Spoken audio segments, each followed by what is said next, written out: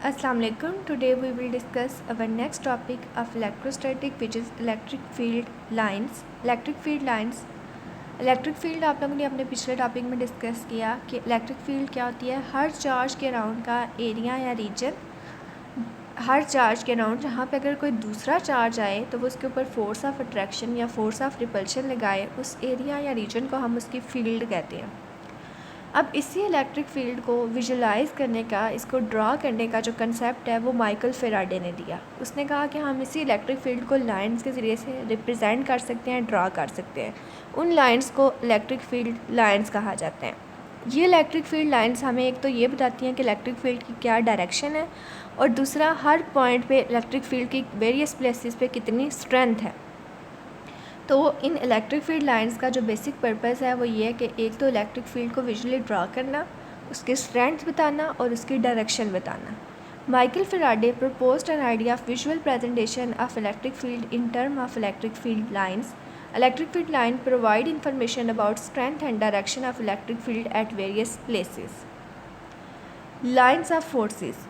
अब हमें पता है कि इलेक्ट्रिक फील्ड लाइंस हमें ये बता रही है कि इलेक्ट्रिक फील्ड की कितनी स्ट्रेंथ है और इलेक्ट्रिक फील्ड की क्या डायरेक्शन है, और ये कि अगर कोई दूसरा चार्ज हम यहाँ पे रखेंगे तो इलेक्ट्रिक फील्ड उसके ऊपर, ये जो चार्ज है, ये लाइंस है, उसके ऊपर क्या इंसर्ट करेंगी, फोर्स इंसर्ट करेंगी।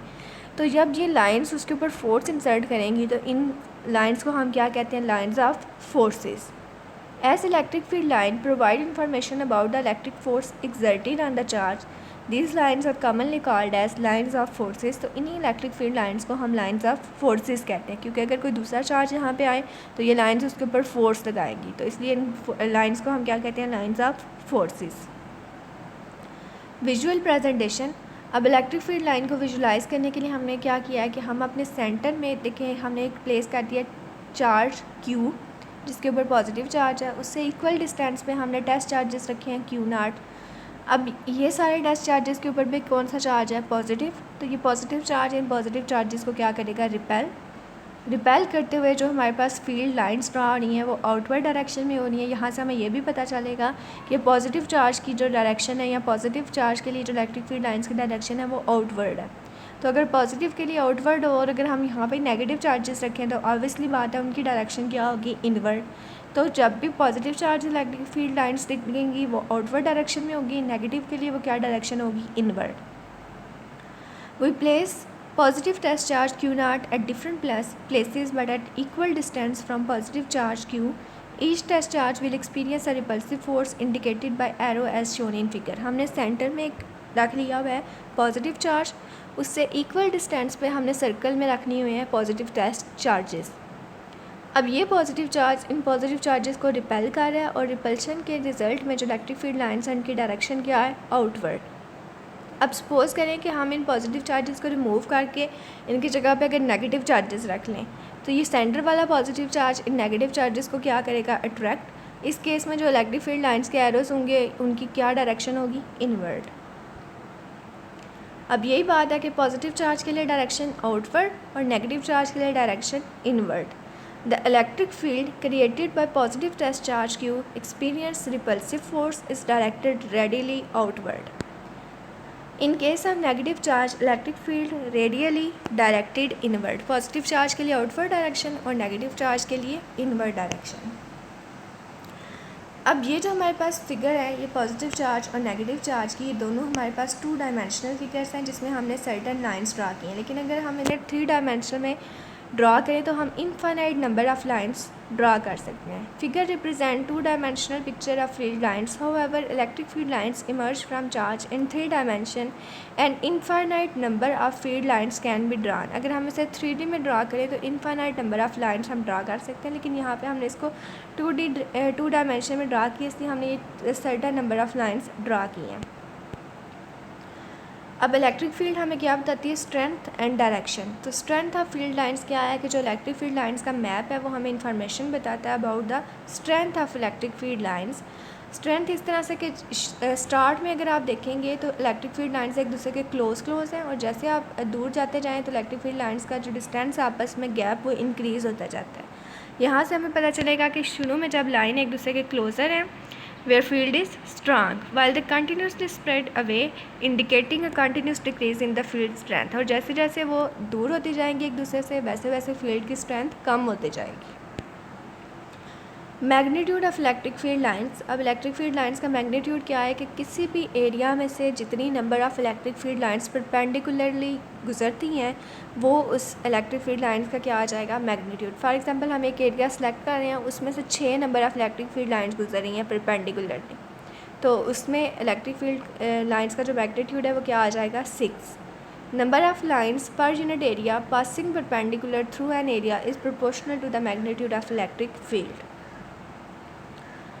अब हम लोगों ने यहाँ पे 2 चीज़ें डिस्कस करनी है, एक पॉजिटिव चार्ज और एक नेगेटिव चार्ज के लिए। शुरू में हमने ये बात की कि इलेक्ट्रिक फील्ड लाइंस को हम यूज़ किस लिए करते हैं। इलेक्ट्रिक फील्ड लाइंस का जो कंसेप्ट है वो माइकल फैराडे ने लिया।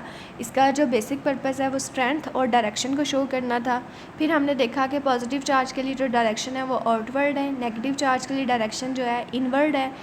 किसी भी एरिया में से जितनी number of electric field lines गुजरेंगी वो उसका मैग्नीट्यूड होगा। शुरू में इलेक्ट्रिक फील्ड लाइंस एक दूसरे के क्लोज होती हैं तो स्ट्रेंथ ज़्यादा और जैसे जैसे दूर जाती जाती है strength come.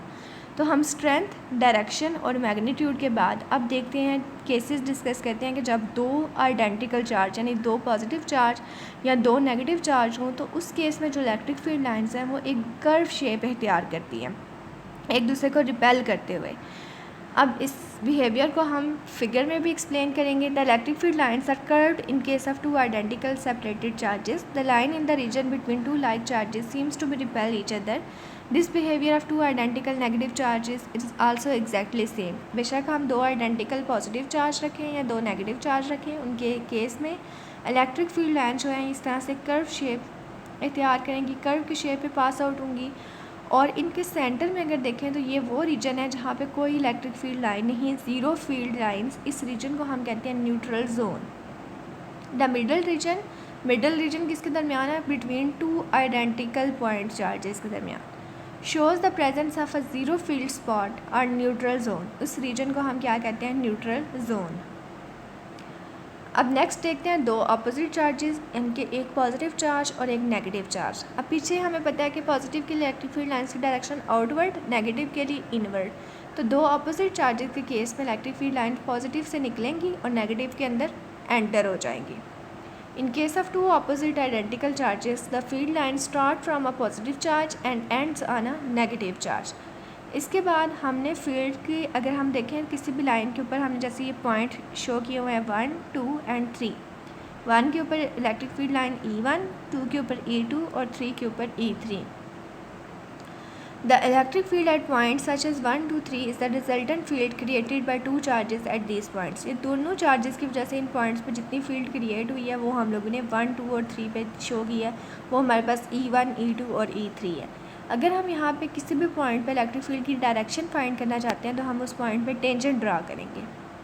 The direction of resultant intensity is given by tangent drawn to field lines at these points. इन पॉइंट्स पर टेंजेंट ड्रा करने से हमारे पास इलेक्ट्रिक फील्ड की डायरेक्शन आ जाएगी। नेक्स्ट है हमारे पास in case of parallel uniform field.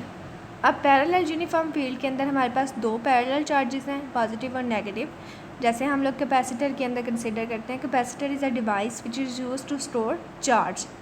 Parallel plate capacitor में हमारे पास क्या है कि एक प्लेट के ऊपर पॉजिटिव चार्ज स्टोर है प्लस क्यू, दूसरे के ऊपर नेगेटिव चार्ज स्टोर है माइनस। इसमें भी देखें तो इलेक्ट्रिक फील्ड की लाइंस की जो डायरेक्शन है वो पॉजिटिव से टूवर्ड्स नेगेटिव है।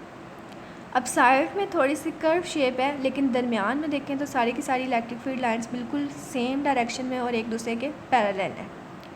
In region where field lines are parallel and equally spaced, the same number of lines pass per unit area and therefore field is uniform on all points. The field is uniform in middle region where field lines are equally spaced. तो middle reason में electric field lines जो हैं वो हमारे पास uniform है। अब हम लोगों ने समराइज़ कर दी हैं सारी properties of electric field lines. Electric field line सबसे पहले पॉजिटिव चार्ज से ओरिजिनेट हो रही हैं, नेगेटिव चार्ज की तरफ जा रही हैं। पॉजिटिव के केस में उनकी डायरेक्शन आउटवर्ड, नेगेटिव चार्ज के केस में उनकी डायरेक्शन इनवर्ड। किसी भी पॉइंट पे अगर हम टेंजेंट ड्रा करें तो वो हमारे पास इलेक्ट्रिक फील्ड लाइंस की डायरेक्शन बताएगा। जहाँ पे लाइंस एक दूसरे के क्लोज है वहाँ पे इलेक्ट्रिक फील्ड की स्ट्रेंथ ज़्यादा है, जहाँ पे लाइंस का डिस्टेंस इंक्रीज़ होता है वहाँ पे स्ट्रेंथ वीक है। नेक्स्ट आपके पास इंपॉर्टेंट शॉर्ट क्वेश्चन है, electric lines of force never cross why. कभी भी कोई भी दो इलेक्ट्रिक फील्ड लाइंस एक दूसरे को क्रॉस नहीं कर सकती। उसकी रीज़न ये है कि इलेक्ट्रिक फील्ड लाइंस हमें स्ट्रेंथ और मैग्नीट्यूड बताती है फील्ड की। अगर दो लाइंस एक दूसरे को क्रॉस कर जाएंगी तो इसका मतलब है कि वहाँ पे हमारे पास मोर देन वन डायरेक्शन आएंगी। तो क्योंकि इलेक्ट्रिक फील्ड लाइन की एट अ टाइम एक ही डायरेक्शन शो करती हैं, more than one direction show करना फ़िज़िकली पॉसिबल नहीं है, इसलिए कभी भी दो लाइंस एक दूसरे को क्रॉस नहीं करेंगी। No two lines cross each other. This is because E has only one direction at any given point. If lines cross, E could have more than one dimension. This is not possible physically. तो जितना हमने topic पीछे discuss किया उस सब की summary and पे है कि अगर हम लोग देखें इलेक्ट्रिक फील्ड लाइंस का पर्पस, तो इसका बेसिक जो पर्पस है वो हमारे पास स्ट्रेंथ और डायरेक्शन बताना है। फिर हमने इसका मैग्नीट्यूड भी देखा कि किसी भी एरिया में से जितनी नंबर ऑफ़ लाइंस गुजरती हैं। पॉजिटिव चार्ज केस में अंदर इनकी डायरेक्शन आउटवर्ड, नेगेटिव के केस में इनवर्ड। किसी भी पॉइंट पर डायरेक्शन फाइंड करने के लिए हम टेंजेंट ड्रा करते हैं। जहाँ पे लाइंस एक दूसरे के क्लोज होंगी वहाँ पे स्ट्रेंथ ज़्यादा होगी, जहाँ पे ये डिस्टेंस ज़्यादा होता जाएगा वहाँ पे स्ट्रेंथ कम होगी। Thanks for listening.